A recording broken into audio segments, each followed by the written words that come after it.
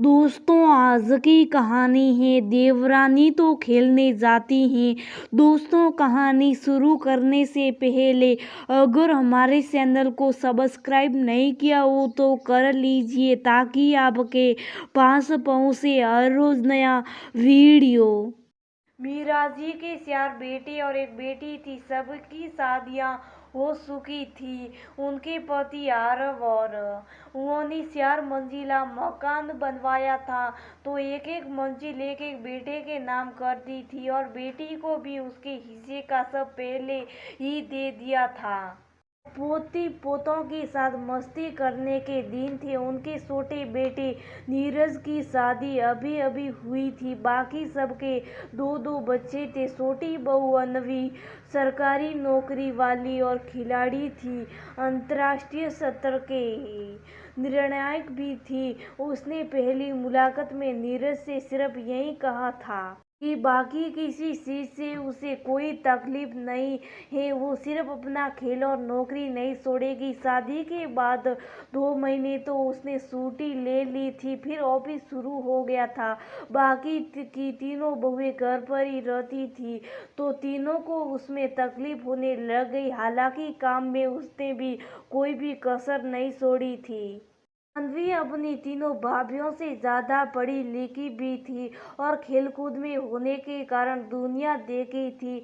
उसने उसकी अपनी अलग पहचान थी, हर काम में निपुण थी, तो कोई कमी निकालना मुश्किल हो गया था। बाकी सबके लिए वो काम पर भी जाती तो भी घर का सब करके जाती थी।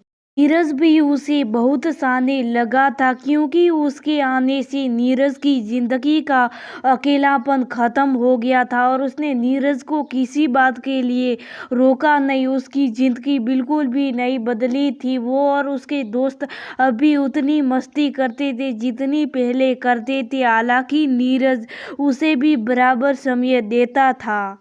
बाकी सब बड़े भाई इंजीनियर थे, जबकि नीरज डॉक्टर था। उसे किसी भी समय अस्पताल जाना पड़ता था। कभी अन्वी ने इस बात के लिए लड़ाई नहीं की, जबकि बाकी भाभियां भाइयों से रोज लड़ती थी समय न देने के लिए। अन्वी का चयन अब अंतर्राष्ट्रीय प्रतियोगिता के लिए हुआ, तो उसे 25 दिन के लिए जाना पड़ा। उसी समय घर पर मेहमान भी आ गए। बाकी बहुओं ने जितने दिन अन्वी नहीं थी, रोज नीरज को खूब ताने मारे कि छोटी बहू रानी तो खेलने जाती है, तो वो कहाँ सबका काम करने के लिए रहेगी। नीरज ने कुछ नहीं बोला। अन्वी आई। उसके 2 दिन बाद मेहमान जाने वाले थे। अन्वी ने 2 दिन की छुट्टी ले ली और सबकी खूब सेवा की और उस सबकी पसंद का नया नया खाना बनाकर भी खिलाया और वो सबके लिए तोहफे भी लेकर आई थी। उसने सबको घर में सबके हिसाब से खेले जा सकने वाले खेल भी खिलाए। सबको बहुत मजा आया। जब सबकी पसंद उसने नीरज से पहले जान ली थी, सब बहुत खुश होकर गए। माँ पापा भी खुश थे और नीरज भी। वहीं बड़ी भाभियां मुंह बना रही थी। पापा जो इतने दिनों से बड़ी बहुओं के ताने सुन रहे थे, आज बोले हमारी खेलने जाने वाली बहू रानी तो सबको खिलाड़ी बना दिया। मजा आ गया बेटा। अन्वी खुश थी जब उसने बड़े भाई और उनके बच्चों सहित भाभियों के लिए उनके पसंद के तोहफे उन्हें दिए, तो सब भाभियां की बोलती बंद हो गई। अन्वी ने सबसे माफी मांगी और कहा, भाभी, मेरे ना होने की वजह से आप लोगों को मेरे हिस्से का भी काम करना पड़ा। अब मैं 7 दिन छुट्टी पर हूँ और आप सबकी भी घर के कामों से छूटी। अब आप सब आराम कीजिए और हुक्म फरमाइए, आपकी ये बहन सब कर लेगी।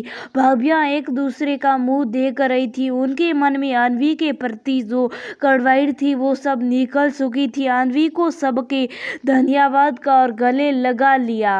अब सब शान से बोलने लगे, बहू रानी खेलने जाती है।